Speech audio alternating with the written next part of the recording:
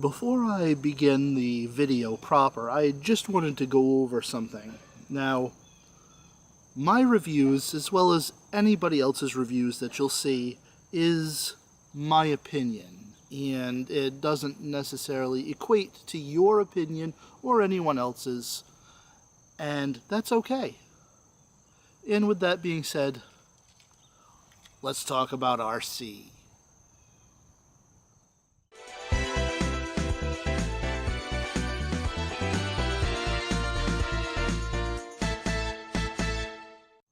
Jello again, Aaron here from My Turbo Reviews, and I'd like to take a quick look today at the Transformers Titans Return Arcee figure that was initially offered at HasCon 2017. I've just got my hands on her, and I wanted to give my thoughts on the figure. First though, I'd like to talk a little bit about the packaging. Okay, so the packaging is presumed to be convention exclusive, as is the little Ultra Magnus Titan Master figure, which I'm showing off here. This is his little robot mode, and he turns into the head of G1 Ultra Magnus. And the packaging is nice for what it is. It opens up to reveal a bunch of detail. You've got the bio cards for both Arcee and Ultra Magnus.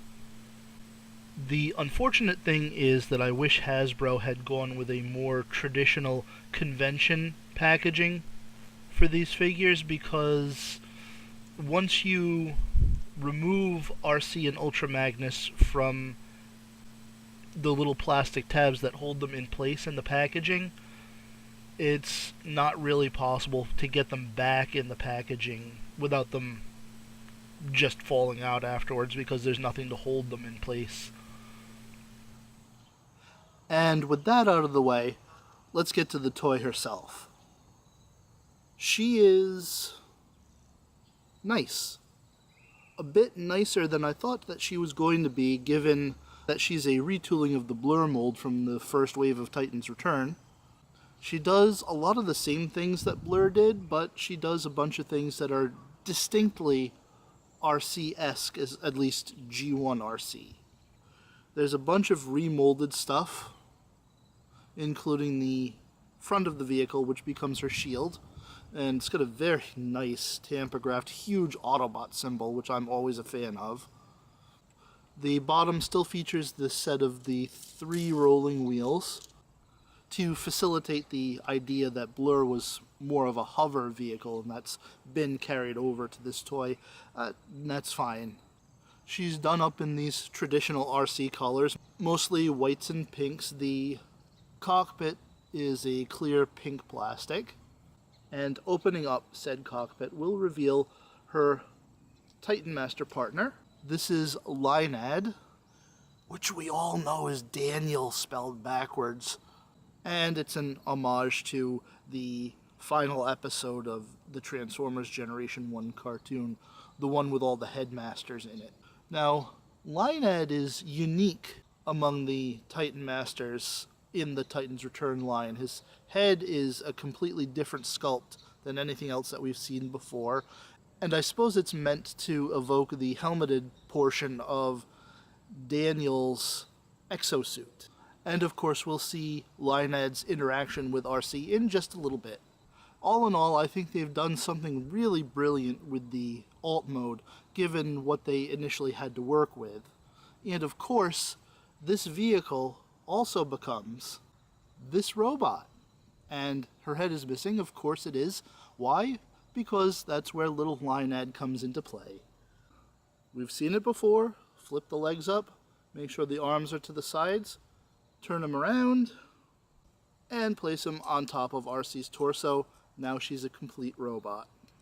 And what a nice looking robot. This mold makes a fantastic Arcee, especially with all the remolded bits to make her look more like her G1 self than the Blur mold as it was would have done.